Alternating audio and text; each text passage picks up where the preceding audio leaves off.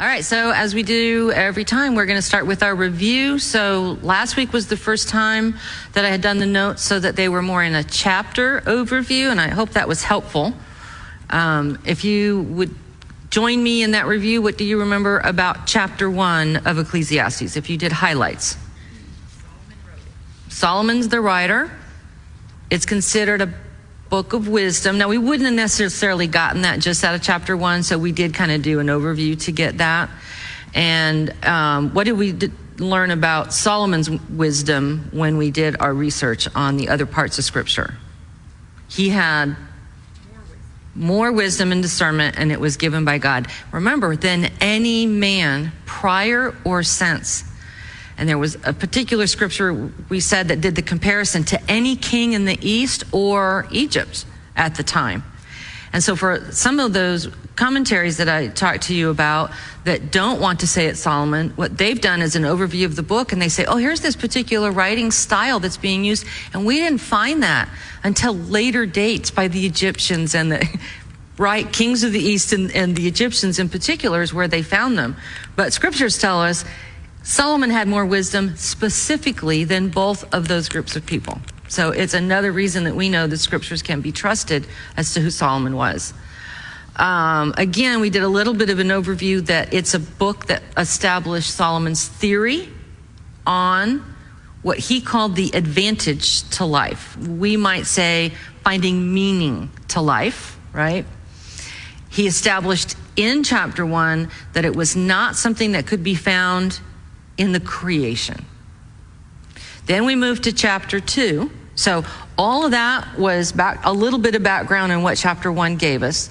So then he moves to chapter 2. What did he do in chapter 2 to continue that thesis that you can't find that meaning of life on earth?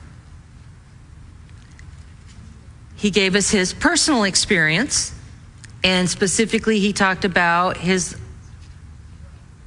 wealth was one of the things he tried to use to see that advantage in life, and it didn't happen. And what was the other thing? His wisdom. So even in his wisdom, he was not able to discern the meaning of life. So that's where he started to move from talking about the creation to his own personal experiences. Then he moved to chapter 3. And what was the significance of chapter 3?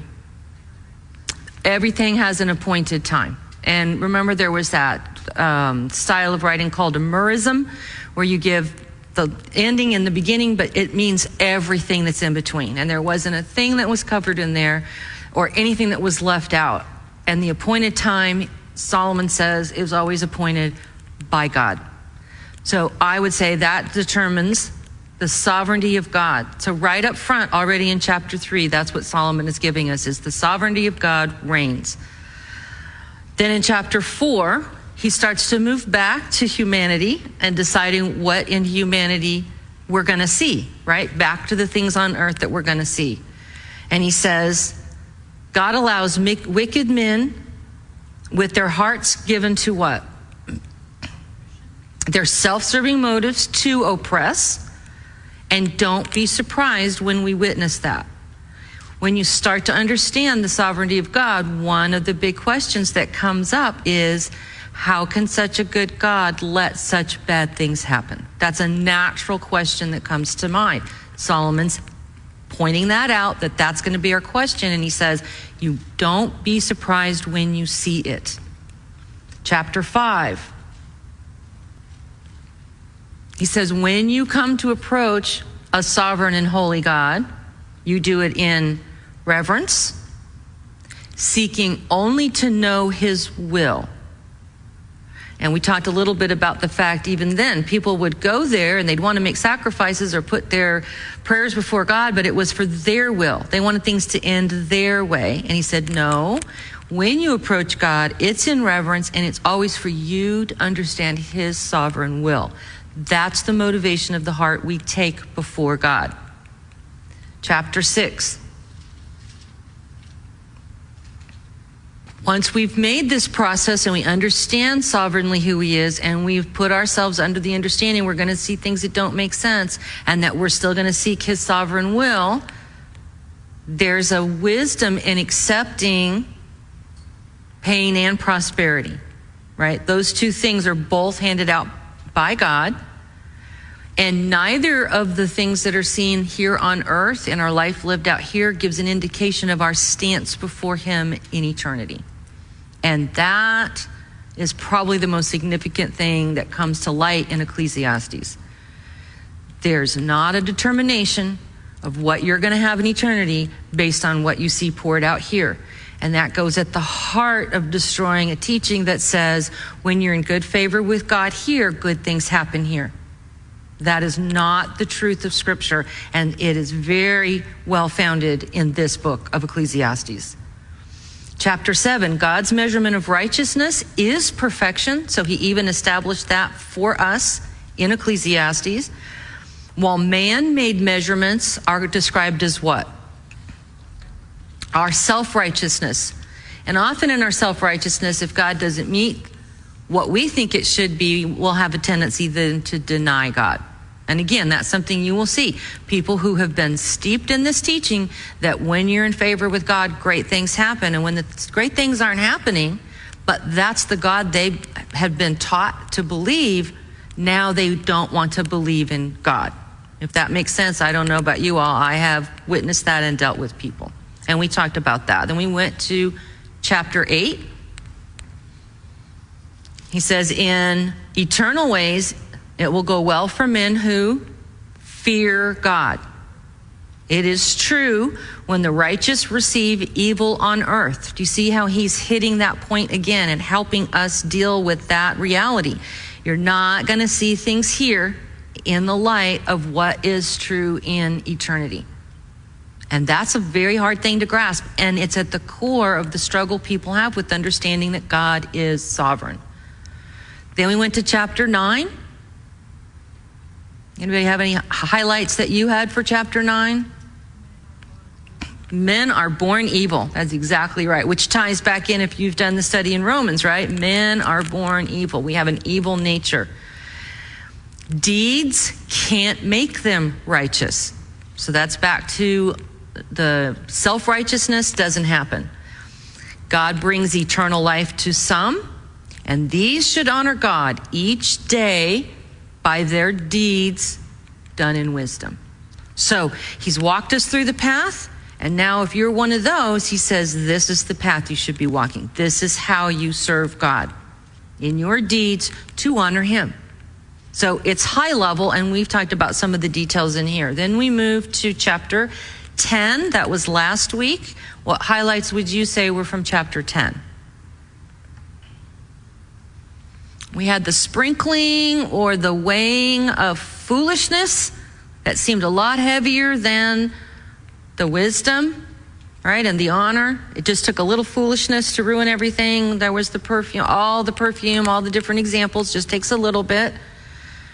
Then much wisdom can consume the fool. And then we looked at the examples of the rebellion. So Absalom, we talked about him, and Ahithophel. And we talked about how the foolishness that they put forward, and it may have just been to the end of their life, is what they were remembered for. So when you think of chapter 10, the foolish men can be remembered for just the foolish thing. So a little bit of foolishness can ruin a man's life or a woman's life. Man cannot control or know the future. That was another highlight from chapter 10. Why was that important for Solomon to make a point about? It ties back with the rest of what we've been talking about with sovereignty. If I come to you and I tell you, I have a word from the Lord for you, and I'm going to tell you what your future is, and if you do certain things, this is what's going to happen for you. Have you heard these words, ladies? Do not listen to those words.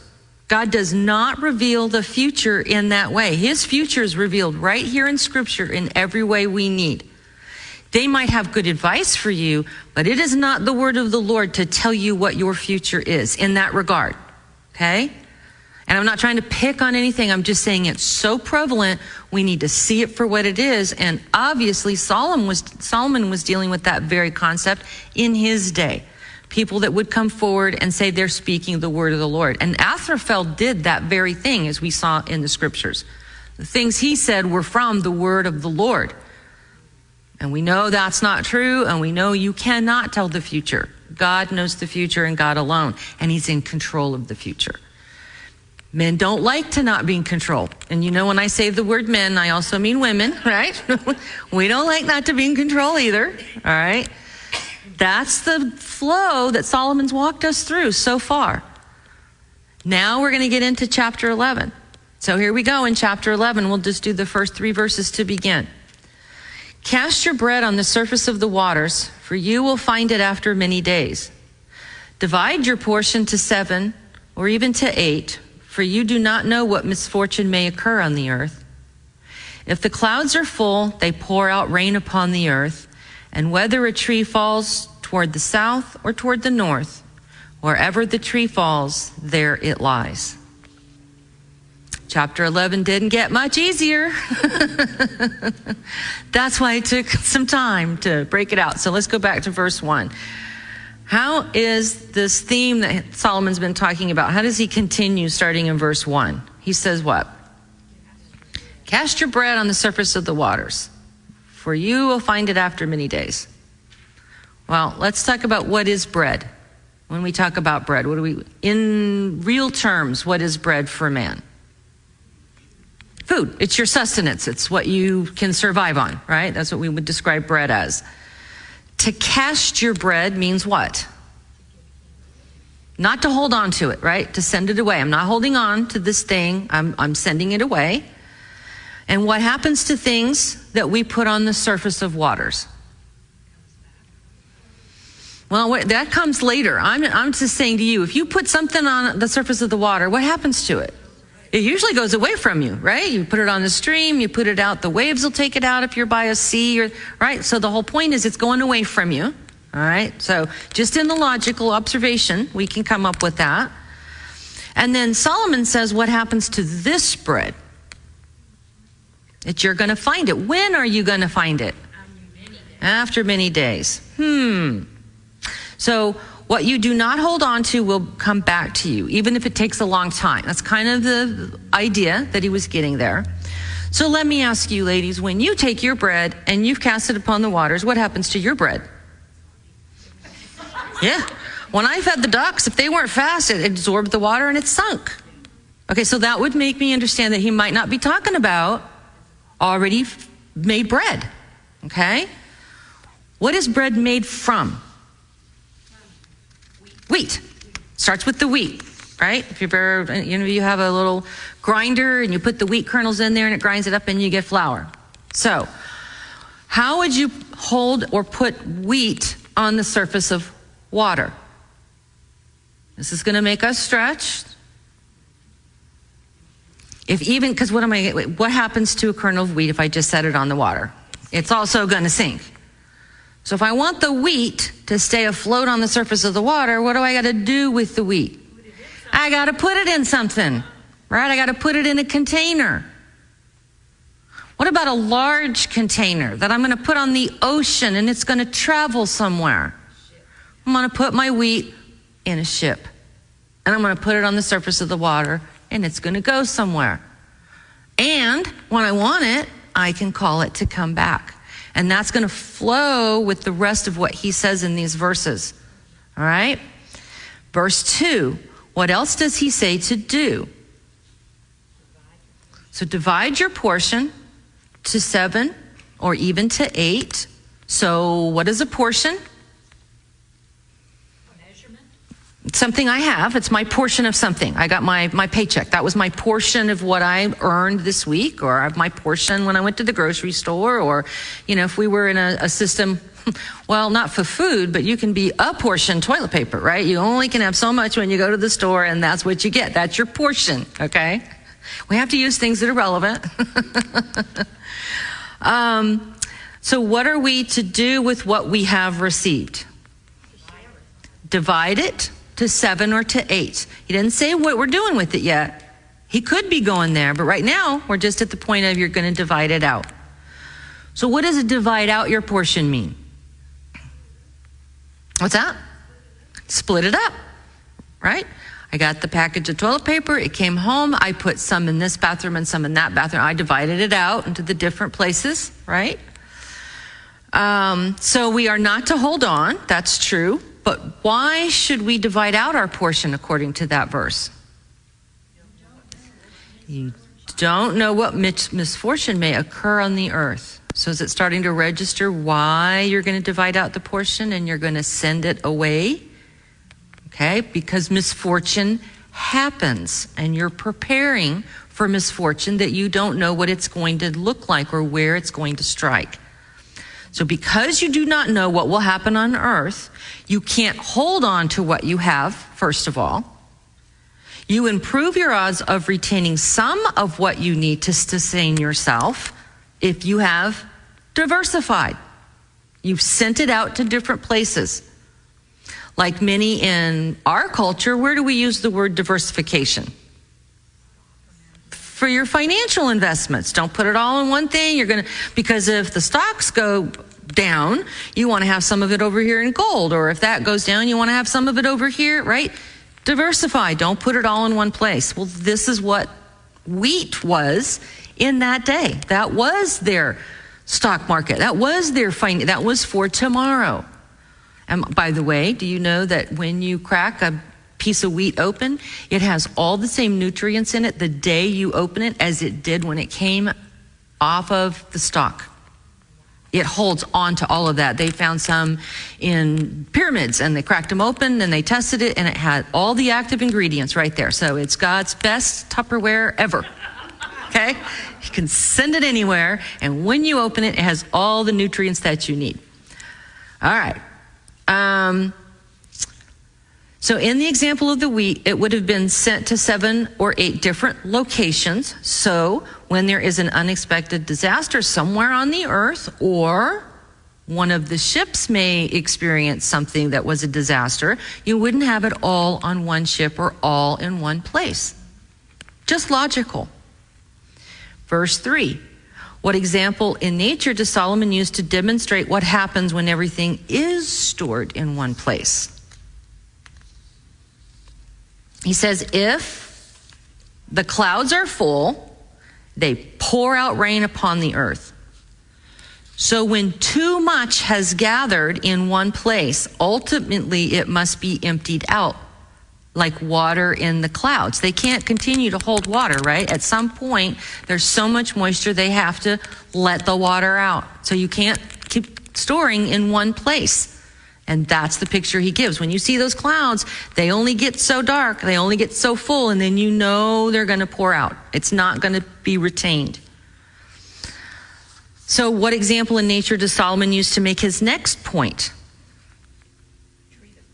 So we got one that can fall towards the south or maybe towards the north, but wherever it falls, it lies there, right?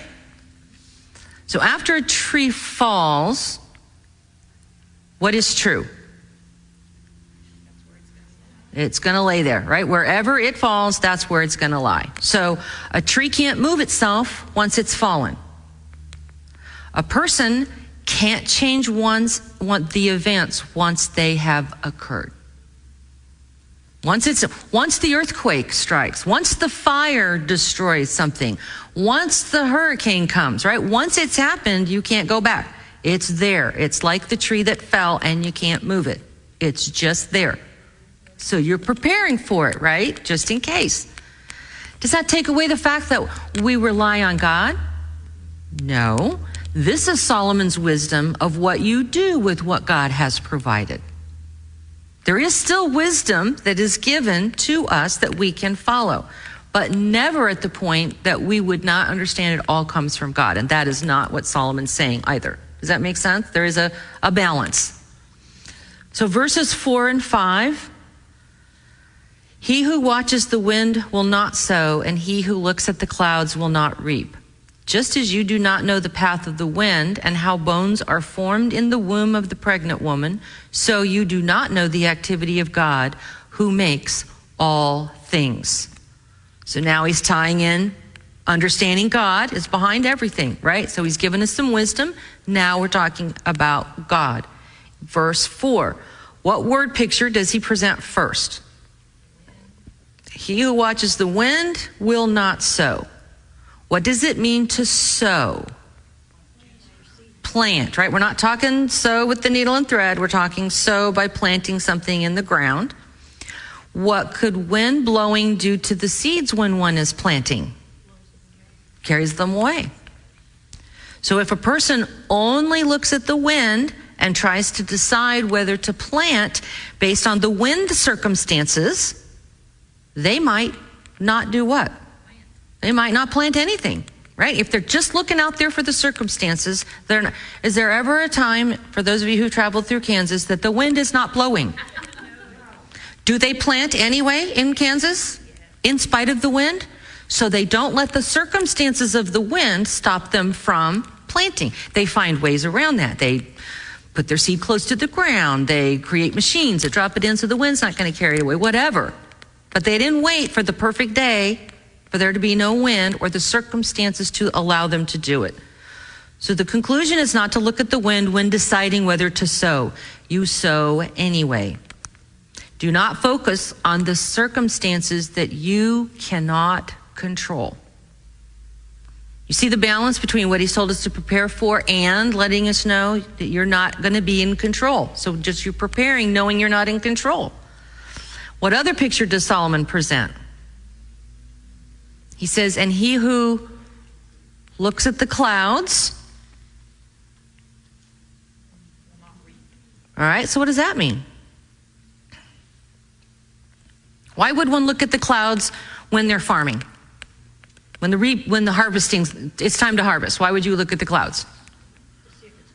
Right, because you're trying to decide if it's going to rain or not, right? You're going to try to base on what you're going to do based on that. So the one waiting to see circumstances like clouds to decide to plant will not do what? They won't then turn around and reap. Exactly. And what does reap mean? Again, for those that might not be familiar with the farming terms, reap is gathering. It's a harvest, right? You reap what you sow. That's how these words are used here. So the farmer must plant his crop even when he does not know what the clouds will do. Right? I plant in April. I don't know whether there's going to be rain in June and July, but I'm to plant anyway. That's what I'm asked to do. It's that time of year. It's what you do to provide sustenance, so you do what you're supposed to do. You can't control the future anyway.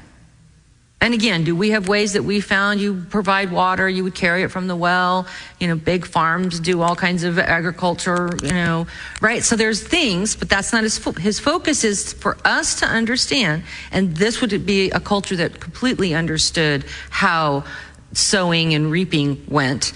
You don't wait and look around for your circumstances to do the thing you're supposed to do. That's true for us in our life as well. I don't know what tomorrow holds. I don't know what next year holds. I'm doing what I'm asked to do today, not knowing what tomorrow brings. That's the focus. Just do what you're supposed to do today. Not irregardless that there's going to be a future, right? I'm going to send my portions out. I'm going to divide. I'm making plans for the future in that regard. But I'm not withholding what I'm doing today solely based on having to have promises about what he's going to do for me in the future. You see that mix? That's the point that's being made. So the farmer must plant his crop even when he does not know what the clouds will do. It is a matter of faith to plant anyway. Only by planting is there ever a chance to reap a harvest. So a person needs to move in the direction of planting without knowing the future. Verse 5, what is man ignorant of? Just as you don't know the path of the wind. Now, is that just a statement of fact?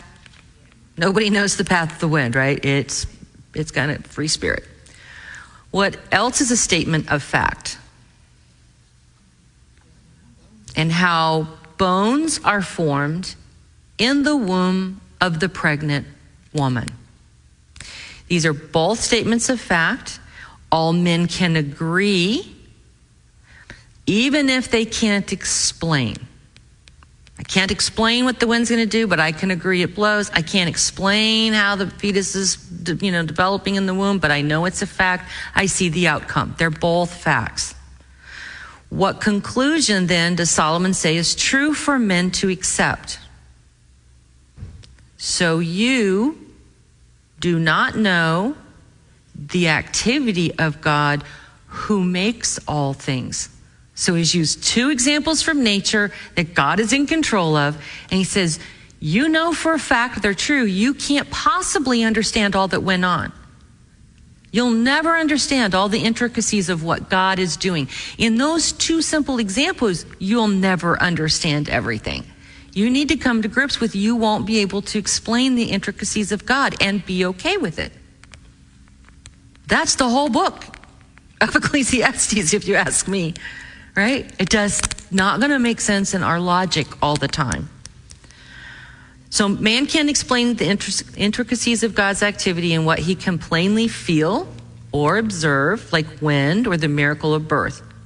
Then he must accept he has no chance to try and explain the motivations behind and the plans God has for all he has done or will do in the future. You don't have to explain God to yourself or to anybody else. He just is. Ecclesiastes 11, chapter 6 through 8. Sow your seed in the morning and do not be idle in the evening, for you do not know whether morning or evening sowing will succeed, or whether both of them alike will be good. The light is pleasant, and it is good for the eyes to see the sun. Indeed, if a man should live many years, let him rejoice in them all, and let him remember the days of darkness. For they will be many. Everything that is to come will be futility. Happy note. All right, verse 6. Even when you can't explain what God is doing or why he is doing even if we can't explain what he is doing, what are we to do anyway? Sow your seed in the morning and do not be idle in the evening. So this would be another example of what we saw back in chapter 3, that merism. So it's the beginning and the end, but it really means all day. So it's not just to work in the morning and then to turn around and go plant at night, because that doesn't make any sense, right? We don't usually see people out planting at night unless they're out trying to get worms or something, but they're not planting. So it's in a description of work all day. That's what you're here to do. You're here to serve. You're here to work. That's what you're here to do. Why are we to work all day?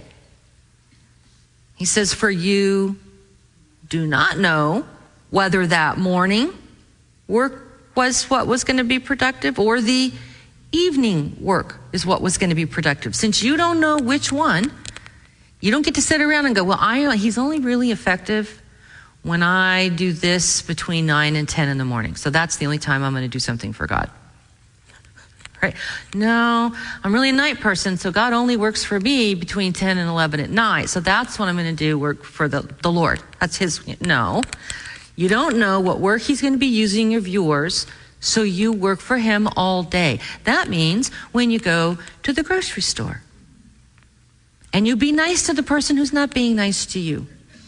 When you pull into the parking lot and you be nice to right? You do the Lord's work every moment of your day. When you wake up and make the coffee for someone, when you help your children get their teeth brushed and calm them down when they've been upset, whatever it is, you do it as to the Lord all day long. And it's not a burden, right? And I didn't put the New Testament scripture there, but the work for the Lord is not a burden. And for those of you who have been active in working for the Lord, is that not a really truthful statement? When you're doing what you're supposed to do, he supernaturally gives you joy. So this weekend, when I explained all the time that went into, I didn't end the day and go, oh, I just could have, I don't know, cleaned some more windows or put up the rest of the decoration, right? I was like, I did exactly what I knew I was supposed to do, and it was so satisfying. I knew that I knew, and that's the way working for him can be, in the morning and throughout the day. So what could be true according to the scriptures? It says, or whether both of them alike will be good. In other words, since we don't know, they both could be good. So you work not knowing what the outcome will be. That's the other significant point. He might not show you that the person that you were nice to, you changed their day, or that next time they saw you, you're going to have an open door to share the gospel, right? You don't know what he's going to use that you do when you're being obedient to his will. Verse 7, what advantage is there to planting or working during the day? He says, the light is pleasant and it is good for the eyes to see the sun. This could be a play on words. So Solomon spoke many times addressing that life lived out under the sun. And what did we say that meant? Here on earth, right? It is good for a man to see what God is. To be out so that you can see what God is doing here on earth. I don't know any further than that. Most of the other commentators didn't have anywhere else to go. They were like, oh, sunlight, that's good for us. Like, I don't know. I tied it into what I had seen under the earth and thought maybe that was a play on words. Again, ladies, Solomon was so brilliant. Who knows everything that he was doing with the type of writing that he was doing? Oh, and we're doing it from a translation. We're going to miss stuff. It's just inevitable. So there could be a whole lot more there than what I was able to glean. Maybe you'll have something that God puts on your heart that means for you. Verse 8. What else should man enjoy?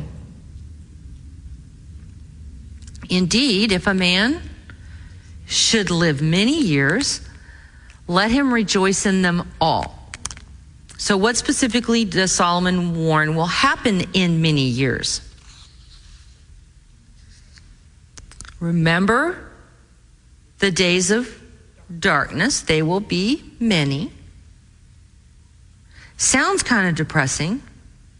But we know that that's not his point. So let's go back. Contained in the years, notice there were years to rejoice in. There will be days of darkness. Notice not years of darkness, but days of darkness. Compared with the years to rejoice. So do you see that that's the whole point? He's letting us know, there's going to be days and it's going to be dark and there's going to be a lot of them. Enjoy the years, however. Keep the bigger picture. There's years given in your life for the rejoicing. Let that be your focus and not focus on the days of darkness.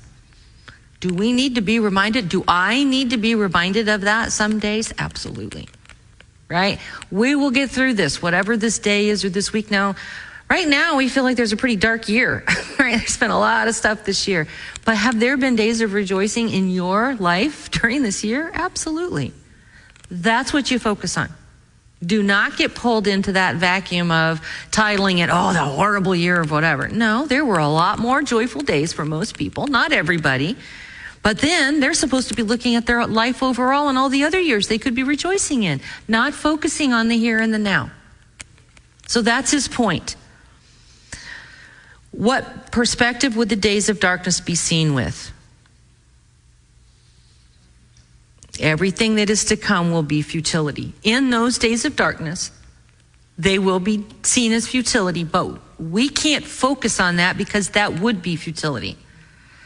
Focus on the days that wrap up into the years of rejoicing. That's where our focus should be. I don't know about you all, I needed this lesson. So the days of darkness are futility in the larger picture of life. Do not let those days change your focus of rejoicing in the years given to man. God is good, ladies. Look for that. Okay? Verses 9 and 10 in chapter 11. Rejoice, young man, during your childhood, and let your heart be pleasant during the days of young manhood. And follow the impulses of your heart and the desire of your eyes. Yet know that God will bring you to judgment for all these things. So, remove grief and anger from your heart and put away the pain from your body, because childhood and the prime of life are fleeting. What direction did we just go? In verse 9, in futility, how do men respond? Did he just not end with the focus that man can have in futility in the last verse? So in futility, how does man often respond? Rejoice, young men, during your childhood, and let your heart be pleasant during the days of your manhood, and follow the impulses of your heart and the desire of your eyes. Is that a Christian focus? No, it has to be a warning. So men do not know the number of years they have been given by God. Has Solomon already established that? So when men assume that they have many years, what will they do often with the days of their youth? Right. Rejoice, heart embrace of the pleasantries, impulses, the desire of their eyes. That's what Solomon says men will often do. He's not saying to do it. He's making an observation that that's what men do. When they think they have a whole long time, they'll have a tendency to go, I'll grow up tomorrow. In our culture, we have an especially horrible place for this in that we have these years we call, they're just teenagers. I'm sorry, you're a child or you're an adult. And we don't make that a priority when we train up our young people.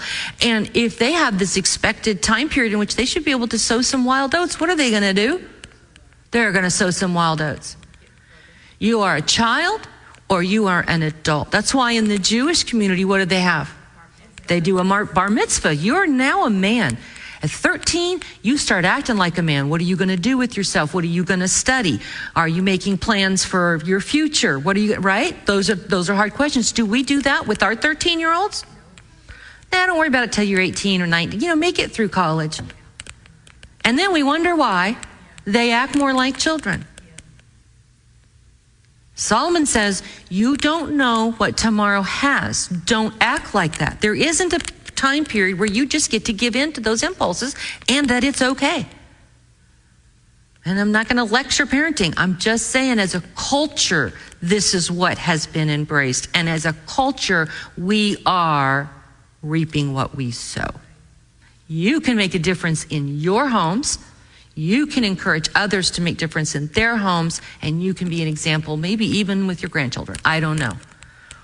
There are expectations and they need to start early. You are not stripping your children of the fun years if you help them develop into making good and right decisions when they're early. That's what he's talking about. In futility, this is the thought that man can have. Solomon ends with what warning for those who would live this way. Yet know that God will bring you to judgment for all these things. So he can't possibly be referring to those things as good things, can he? It's accountability. There will be judgment. Right. He says a young man is held to the same expectations that older men are held to. There is no acceptable time to be flagrant with the days allotted to any man. You don't know what tomorrow holds. This isn't to sap the joy out of living, ladies. That's not my point. In case you don't know, I like to have fun. All right. I think that's okay. But I think we've opened doors in our own communities, in our own culture, that have not turned out well. And you just have to look at the stats for that one. I don't need to lecture on that one. Solomon's talking about it right here. Learn early to do the things that are responsible, because there's going to be a time down the road. Verse 10, because judgment is coming, what are men to do? Remove grief and anger from your heart, and put away pain from your body. So do not hold on to grief and anger and pain. Are you gonna have grief and anger and pain? Of course. He says don't hold on to it. That means you can't control whether some of those things come, but you can control if you hang on to it or what mindset you give yourself. Why are men not to hold on to these things? We get old quick. There you go. Because childhood and the prime of life are fleeting. What we experience in childhood, even in our younger, healthier times of life, are short-lived. When you're in the middle of it, you didn't think that, right? I didn't think that. People that were 35 were old when I was in high school, right? And I'm like, 35 is amazing. I want to go back there. This is the time to be in training for how to handle these events. Life is filled with many unknowns, so rejoice in what God always allows. And that was back up in verse 8. So I would say the end of these verses give us the quality of, you don't know how many days you have. Even when you're young, when you feel like you are immortal and are going to go on forever, live soberly, because you don't know what holds for tomorrow. Make wise decisions even when you're younger. And think about it. If we train up young people to make tough decisions and live with the consequences when they're 13 and 14 and 15, those events are usually a lot less long-term than when they're 17 and 18 and 19. Not that those decisions in those early teens can't be significant, especially in our culture, or I guess any culture. But doesn't it seem like the older they get, the decisions that they can make seem to have more long-lasting impact on life? Train up your children in their younger years. Allow them to make choices and decisions, even though some of them will be mistakes. I would much rather have them make the mistakes while they're living in my home under my mama wings. Help them learn to make decisions and choices. For those of you that over-control, at some point in time, they're going to have to make decisions. And guess what happens when they're not trained to make the decisions and live with the consequences? There's more. That is basically what Solomon's talking about. He's talking about it from the personal person reading it. He's not lecturing parents do this. He's talking to individuals who are young that would read this to say, you're old enough to make some proper choices and decisions. You don't know how much time you have. Do not live in that lifestyle that can be seen in judgment terms. Don't waste your years. And don't think that there's always going to be that time later on. I'll grow up whenever. We had that discussion before. Be in training. Let me ask you this. If you have been brought to learn to take things in prayer in younger years, when you didn't have as many things to pray over, as many people that you were maybe responsible for, or your own aches and pains, or whatever that you've become more aware of, when you're younger and you learn to do that, are you now trained better to be that prayer warrior before God when you're older? I had someone say one time, well, I don't want to pray. That seemed too small to be in prayer. Well, in their mind, there was a quota, I guess, right? There's only so many prayers you get answered. I wouldn't want to waste a prayer on that one. And my response was, well, first of all, there's no quota. And secondly, it's by taking the smaller things to him that I'm trained when the tougher things come along. And that's what he's talking about in our life. Do the right things when you're younger. Be in training so that you do the right things, so that when you get older and there's anger and grief and pain, you know how to deal with it and not hold on to it. Do you see the flow of what he's been talking about? As we accept the sovereignty of God, these are the kind of challenges that we have, and he's helping us know how to deal with it in today.